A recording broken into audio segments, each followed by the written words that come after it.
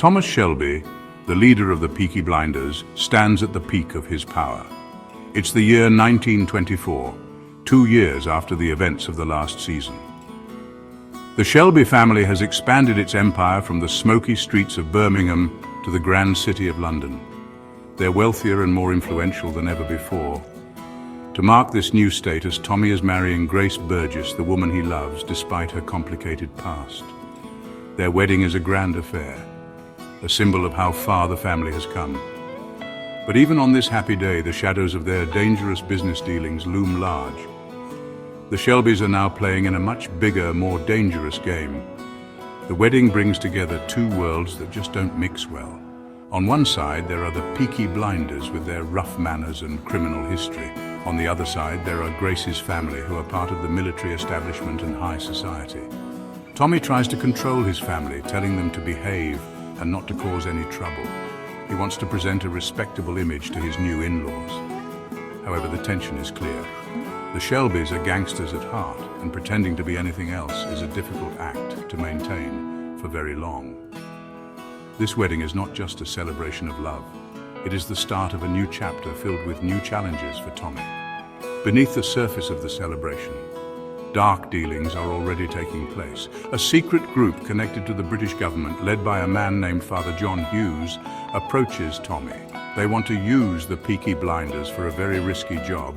This job involves dealing with a group of exiled Russian aristocrats who are planning to fight against the new Soviet government in their home country. The British government wants to help the Russians and needs someone like Tommy to handle the illegal parts of the plan. This new alliance promises great riches, but also brings immense danger that Tommy cannot yet fully comprehend. Tommy accepts the mission, driven by his ambition to take the Shelby family to an even higher level of power and legitimacy. He believes he can control the situation, just as he has always done. He sees this as an opportunity to gain favor with powerful people, including Winston Churchill himself. However, this decision immediately puts his family in the crosshairs of very powerful enemies. The Russians are unpredictable and violent, and Father Hughes is a cruel and manipulative man. Tommy's ambition is a double-edged sword. It has built his empire, but now it's threatening to tear it all down and destroy everyone he cares about. The main problem in Season 3 is the complex plot involving the Russian family, the Petrovnas. They're living in exile in England and are plotting against the Soviet Union. Tommy is hired to help them acquire armored vehicles for their cause. The deal is supposed to be simple. The Shelbys will steal the vehicles from a local factory and sell them to the Russians. In return, Tommy is promised a large sum of money and precious jewels. But honestly, the situation is far more complicated than it seems. The Russians, led by the cruel Duke Romanov and the manipulative Duchess Tatiana Petrovna, are not to be trusted. They see the Peaky Blinders as disposable tools. Making matters worse is Father John Hughes, the representative of the secret government group called the Economic League. Hughes is a truly evil man who uses his power and position to manipulate and threaten everyone around him. He's the one pulling the strings, ensuring that the deal with the Russians goes according to the British government's secret plan. He has a deep-seated hatred for people like Tommy and enjoys watching him suffer. Father Hughes has spies everywhere and seems to know every move Tommy makes. He quickly becomes Tommy's most formidable and terrifying enemy, a man who operates without rules or mercy. The deal with the Russians puts the entire Shelby family in great danger. To ensure Tommy's cooperation, Father Hughes threatens his family directly. He kidnaps Tommy's young son, Charlie, and uses this as leverage to force Tommy to do exactly what he wants. This act shows Tommy that he is no longer in control. He is trapped in a web of international politics and espionage that is far beyond his previous experiences in the criminal underworld. The fear for his son's safety forces Tommy to obey Hughes's commands, making him feel powerless and desperate in a way he has never felt before. The pressure from this dangerous situation causes cracks to appear within the Shelby family. Arthur Shelby struggles with his mental health and the violence of their lives, trying to find peace through his new wife, Linda. Polly Gray, the family matriarch, is horrified by the new level of danger Tommy has invited into their lives. She begins to question his leadership and judgment. The family, which was once a tight-knit unit, starts to pull apart under the immense stress. Tommy's desire for more power has led them into a conflict where they are outmatched, and the consequences are becoming increasingly severe for everyone involved. The season takes a tragic turn when Grace is killed. During a charity gala hosted by the Shelbys, an assassin sent by the Changretta family, Italian rivals, tries to kill Tommy. However, the bullet misses its intended target and hits Grace instead. She dies in Tommy's arms, leaving him heartbroken and consumed by grief and a thirst for revenge. Her death is a direct consequence of the violent world Tommy has built. He realizes that his ambition and his enemies have cost him the one person who represented a chance at a normal, happy life. The loss of Grace changes Tommy, making him colder, more reckless, and more ruthless than ever before. Consumed by his grief, Tommy's focus shifts. While still entangled with the Russians, he also hunts down those responsible for Grace's death. This leads to more violence and bloodshed, pulling the family deeper into a cycle of revenge. At the same time, the plan to rob the Russians moves forward. Tommy plans to dig a tunnel underneath the Russians' strong room to steal their jewels. This heist is incredibly risky and requires the help of men from his past, miners who are experts at digging. The plan is elaborate and dangerous, and a single mistake could lead to disaster for everyone involved.